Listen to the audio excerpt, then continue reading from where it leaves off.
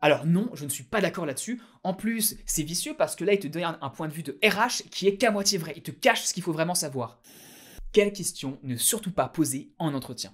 Tu sais, quand à la fin de ta discussion avec un potentiel employeur, ça vient de durer 1 heure, il te dit « Bon, avez-vous des questions ?» Là, oui, il faut absolument en donner une, sinon tu as l'air d'un plaisantin. Mais non, il ne faut pas tout dire. Sur YouTube, tu vas trouver beaucoup de conseils. Certains sont bons et d'autres sont beaucoup moins bons et à surtout éviter pour ne pas rater ton entretien. Ce qu'on va donc faire aujourd'hui, c'est que je vais revoir les 4 plus grosses vidéos sur le sujet dans le YouTube francophone et je vais te dire quels sont les mauvais conseils dedans et surtout, pourquoi, pour que tu puisses te faire ton idée par toi-même. Moi, c'est Thomas l'ingénieur et on est parti. Première vidéo avec Yves Gauthier, ancien Sciences Po, coach depuis plusieurs dizaines d'années, qui fait beaucoup de vidéos sur le sujet. Il a un contenu de qualité, même s'il reste plutôt sur les fondamentaux. Deuxième type de question, les questions sur l'entreprise. Là, toujours pareil, on va chercher des problématiques. Quelle est aujourd'hui la problématique de l'entreprise? Eh bien, aujourd'hui, la problématique de l'entreprise, c'est que nous avons des produits de haute technologie. Alors là, non, pas du tout. Une question de ce type-là, les problématiques de l'entreprise, vous pouvez le trouver en googlant le nom de l'entreprise et en voyant ce qui se passe pour elle. Donc tout ce qui est trouvable avec Google, ça sert à rien, vous évitez. Troisième type de question, c'est sur le processus de recrutement.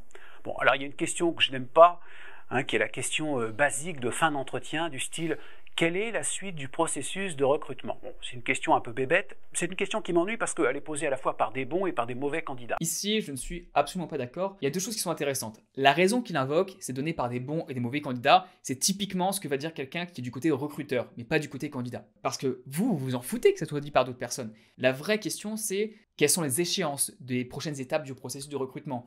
En gros, à quel moment on va t'appeler? Il y a une question que personnellement j'aime beaucoup. Alors il faut trouver le bon moment pour la glisser, mais c'est de dire par exemple, dans le processus de sélection, dans le choix final du candidat, qu'est-ce qui va faire la différence? En d'autres termes, sur quoi allez-vous être spécialement exigeant dans le choix du candidat? Sur cette question, je suis mitigé. Il cherche à récolter des informations qu'il pourra réutiliser soit pendant cet entretien, soit sur l'entretien suivant, pour confirmer qu'il est le bon candidat. Mais la formulation en elle-même, je la trouve mauvaise, parce que les qualités importantes, que ce soit les skills ou l'expérience, tu les as déjà avec la description du poste. Donc t'as pas besoin de les redemander comme ça à l'entretien. À la limite, et c'est ce que je conseille de demander à chaque entretien, y a-t-il un élément de mon profil qui vous retiendrait d'aller plus loin, sur lequel vous avez des doutes et donc je pourrais développer davantage? Bref, conclusion sur sa vidéo, je vais mettre une note. Je suis d'accord avec quasiment 80% de ce qu'il dit, il a des très bons fondamentaux, il partage ce qu'il sait, donc c'est vraiment super. Je suis juste pas d'accord avec 3 questions, c'est pas grand chose, je recommanderais d'aller la voir pour quelqu'un qui commence ses entretiens d'embauche. Vraiment très bien, un bon 14,5 sur 20. Deuxième vidéo, cette fois-ci de Ptisham Tazi, qui est une jeune coach avec 2 ans d'expérience, avec des vidéos qui sont aussi assez générales, mais positives, elle partage ce qu'elle sait. Et on va écouter ce qu'elle a à dire. Donc, premier exemple que je vous propose, c'est « Souhaitez-vous que je vous transmette le contact, les coordonnées de mon ancien employeur ?» Ça va laisser entendre quoi au recruteur? Ça va lui laisser entendre que vous êtes vraiment en confiance, que vous êtes sûr que s'il appelle votre ancien employeur, votre ancienne entreprise, eh bien cet employeur, il va dire du bien de vous. Oui, mais non. Tout simplement, non, ça sert à rien. On va pas se mentir. Cette question, n'importe qui peut la dire. Il est évident que vous allez donner une référence que vous avez ailleurs. En plus, dans le milieu anglo-saxon, typiquement, si vous voulez travailler à l'étranger, c'est évident, c'est la base d'avoir les références des employeurs. Donc vraiment une question qui vous fait perdre du temps parce qu'en fait, elle vous empêche de poser d'autres questions qui sont beaucoup plus pertinentes. Donc à éviter totalement. Troisième exemple, quelles sont les évolutions possibles en termes de compétences et de responsabilités? Donc ça veut dire quoi? Ça veut dire que si vous posez cette question, non seulement bien, vous vous projetez sur le poste, mais vous vous projetez même sur l'après. Alors oui, mais non, mais un peu moins que la dernière fois. Pourquoi? Sur le fond, je comprends ce qu'elle cherche à faire. Elle cherche à montrer que vous vous projetez dans l'entreprise. Ça, c'est super. Je trouve que la déclinaison n'est pas bonne pour un argument avancé. C'est-à-dire que si vous êtes en face de quelqu'un qui est très très bon, un super manager, ça va passer, il n'y a aucun problème, il va avoir ça, il va se dire ok, il est motivé, il va comprendre ce qu'il y a derrière. Si vous vous retrouvez face à un manager qui est de niveau moyen, voire nul, vous allez lui faire peur. Vous allez lui faire peur parce que cette personne, en montrant que vous voyez déjà la suite, elle va pouvoir se dire j'ai besoin de quelqu'un pour 2-3 ans, j'ai pas envie que cette personne veuille grimper et veuille partir très très rapidement. Pour faire simple, il n'y a pas assez de bénéfices par rapport au risque, donc enlevez cette question et y aller sur d'autres questions qui sont beaucoup plus solides. Quatrième exemple, vous pourriez dire, alors ça c'est un exemple qui est assez facile, vous pourriez dire je me suis renseigné sur l'entreprise mais je n'ai pas trouvé telle information. Est-ce que vous pourriez m'en dire plus? Non, pas sur cette formulation. Parce que pareil, l'idée sous-jacente est bonne. Ici, elle veut te dire, montre que tu t'es intéressé à l'entreprise. Mais tu le fais différemment parce que dire que tu n'as pas réussi à trouver, tu montres déjà que tu n'arrives pas à faire les choses. Faire des efforts, c'est bien. Réussir, c'est mieux. Cinquième exemple que je vous propose, ce serait j'ai constaté que votre entreprise véhiculait telle valeur. comment finalement ça se formalise au quotidien. Non, vraiment, ça sert à rien non plus ici. Pourquoi ça sert à rien? Tout ce qui est valeur, c'est dans la moitié des cas pour les entreprises, c'est du bullshit, ça sert à rien, c'est fait pour faire joli. Donc, vous intéresser à ça et le mettre en avant, d'un point de vue opérationnel, vous allez montrer que vous n'avez pas une compréhension de ce qui se passe et que vous êtes un peu dans les étoiles, mais ça fait vraiment très très pipeau. Et tant que vous n'avez pas beaucoup d'expérience, je vous conseille de faire des questions qui sont plus opérationnelles sur l'équipe dans laquelle vous allez aller. Conclusion sur cette vidéo. Là, je viens de démonter quelques-uns des arguments, mais en vrai, il y a beaucoup de bonne volonté derrière. Et surtout, ce qui remonte ma note finale de la vidéo, c'est que la dernière partie, elle a plus de 5 minutes, où elle dit aussi des erreurs à ne pas faire, et tout ce qu'elle dit est bon. Donc je mettrai un bon 12 sur 20. Troisième vidéo avec Karen Touisserne, je ne suis pas sûr de le dire correctement, si tu écoutes, je suis désolé, qui elle est coach depuis 17 ans, donc beaucoup d'expérience. Donc voici la première question que j'aime bien poser. Question numéro 1. Quelles sont les qualités indispensables pour réussir ce poste? C'est une question ouverte qui incite le recruteur à vous livrer des informations. Alors, oui sur ce qu'elle vient de dire à la fin, mais non pour la question, il ne faut pas dire ça. Et ça rejoint ce qu'on a dit pendant la deuxième vidéo sur la description de poste. Normalement, vous êtes capable de déjà savoir ça. Quelles sont les qualités indispensables? Mais vraiment, enfin, si tu postules à un job, par exemple, tu es ingénieur et que tu postules à un job d'IT, tu sais qu'il faut être bon en maths, bon en logique, bon en algorithme, et qu'il faut être capable de résoudre des problèmes. Enfin, c'est évident, tu n'as pas besoin de le poser. Mais par contre, ce qu'elle dit derrière, c'est-à-dire faire parler le recruteur, oui, ça c'est une chose que tu as envie de faire, mais tu n'as pas besoin d'une question bateau pour ça. Par exemple, pour retourner exactement cette même question, mais d'une meilleure façon, tu peux dire quelles sont les qualités, les expertises qui vous intéressent particulièrement, et notamment qui seraient complémentaires à celles de votre équipe actuelle. Enfin, pour finir, je vais vous livrer ma question pour savoir s'il y a une bonne ambiance ou non dans cette entreprise. Question numéro 5. Est-ce une création de poste? Alors, pas du tout. Pas du tout. En fait, il y a une décorrélation, une déconnexion entre ce qu'elle veut faire, c'est-à-dire savoir s'il y a une bonne ambiance dans le job, et ce qu'elle te propose de faire avec cette question qui est est-ce que c'est une création de poste? Pourquoi? Parce qu'elle va te dire ensuite dans la vidéo, oui, il faut regarder le body language et voir si la personne n'est pas très confortable à parler.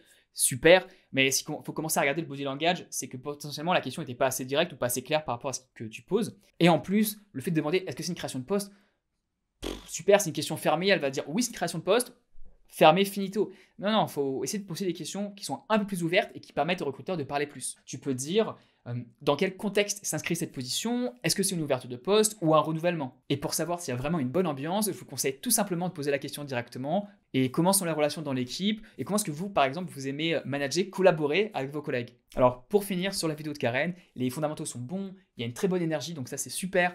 Par contre, je trouve quand même que la vidéo fait combien? Elle fait 7 minutes, il y a pas mal de fluff. Globalement, une très bonne appréciation, toujours en tant que personne, c'est super ce qu'elle fait, mais je mettrais peut-être un 12, 12,5 sur 20. Dernière vidéo avec Christopher, qui est un ancien de l'ESSEC et qui a 11 ans d'expérience en tant que RH. Face à vos concurrents, comment vous positionnez-vous pour vous démarquer? Alors non et non. Cette question-là, faut pas la poser. Pourquoi? Tout simplement parce que vous devriez déjà le savoir. Imagine, tu postules à Google ou à Facebook et tu demandes par rapport à vos concurrents comment vous démarquer. Enfin, c'est la base, quoi. Si tu connais l'entreprise et que tu t'es renseigné, tu sais ça. En plus, pire du pire, c'est que c'est une question qu'on peut te poser à toi normalement. C'est-à-dire, pourquoi est-ce que vous voulez venir chez nous plutôt qu'un autre? Donc non, posez jamais cette question. Comment évaluerez-vous la réussite ou non de ma période d'essai? Les objectifs me seront-ils donnés dès ma prise de poste?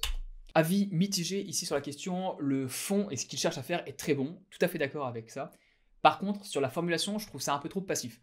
Personnellement, si vous me suivez, vous savez que je suis un grand fan de la proactivité, de prendre en main sa carrière, et donc je changerai la formulation de « des objectifs me seront-ils donnés dès ma prise de poste » à quelque chose comme « avez-vous déjà des objectifs en tête pour la prise de poste ?» Pause, je précise, il va parler maintenant des questions d'argent, de rémunération, de package total du poste. Ce type de questions se pose en toute fin d'entretien une fois que toutes les autres questions ont été posées, et pas avant. Alors non, je ne suis pas d'accord là-dessus. En plus, c'est vicieux parce que là, il te donne un point de vue de RH qui est qu'à moitié vrai. Il te cache ce qu'il faut vraiment savoir. Ce qui est vrai dans ce qu'il te dit maintenant, c'est n'en parle pas au début et pendant l'entretien. Ça, c'est vrai. Mais ensuite, il te dit parle-en à la fin. Mais pas du tout, t'en parles jamais, t'en parles pas du tout. Alors jamais. Pourquoi? Parce que quand tu veux parler d'argent, tu veux commencer à faire une phase de négociation, tu seras le mieux placé si tu as le plus de pouvoir.